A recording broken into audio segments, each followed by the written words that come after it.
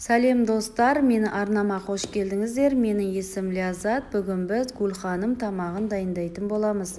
Ең бірінші қамырымызды илеп аламыз.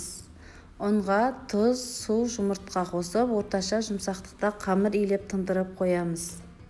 Достар, видеоны соңына дейін қараңыздар. Менің арнама тіркеліп, лайк басып, пікір жазуды ұмытпаңыздар.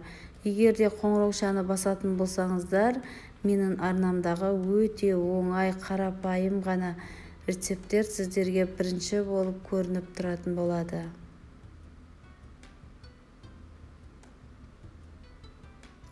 Қамырымызды илеп болғаннан кейін арасына салатын салмасын дайындаймыз. Ет тартқыштан өткізілген етке ұсақтап туралған пияз, тұз бұрышымызды қосып, жақсылап араластырып аламыз. Гүлханым тамағын кешкі асқа да, түскі асқа да дайындай берсеңіздер болады, өте тойымды ас. Енді көкөністерімізді турап алатын боламыз.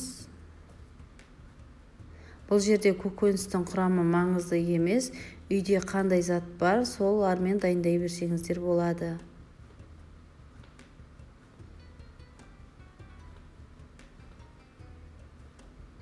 Дайын болған қамырымызды екіге бөліп, жұқалап жаятын боламыз.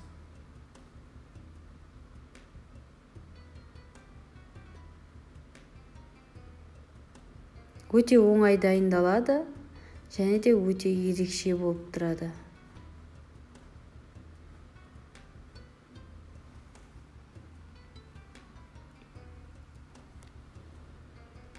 Қамырды жұқа етіп жайсаңыздар, өте дәмдірек болады. Қамырымыз дайын болды. Енді оны кесіп, одан соң әр қамырымыздың ортасына салмасын салып, екі жағын бір-біріне көмкеріп, одан соң бір шетін ала отырып орайтын боламыз.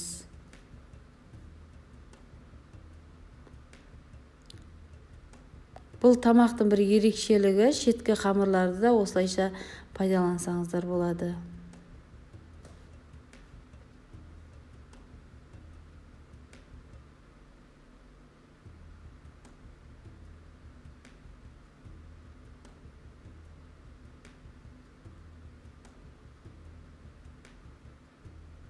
Мінекей осылайша өте оңай жолмен дайындалады және әдемі болады.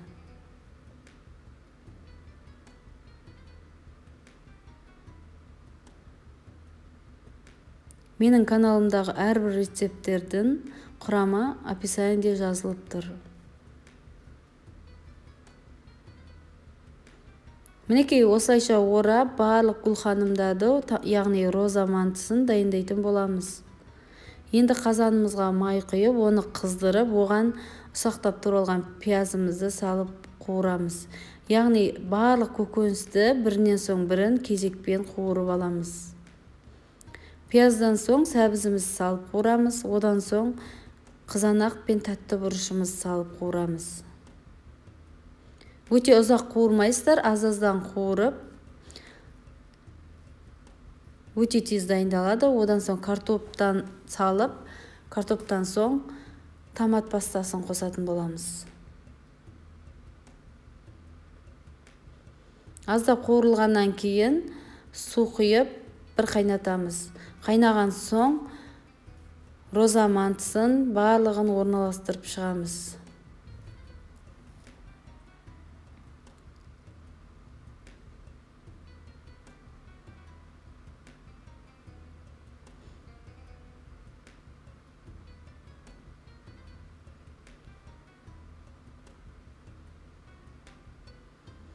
Мінекей осылайша орналастырып, бетін жауамыз. Бір қайнаған соң 45 минутқа бетін жауып, ашпастан пісіретін боламыз.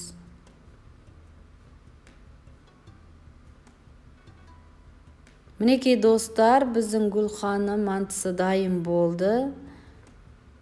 Сіздер де дайындап көріңіздер. Өте оңай, өте тойымды ас болып келеді. Сіздермен болған Ляззат. Келесі кездескенше сау болыңыздар. Ас болсын достар.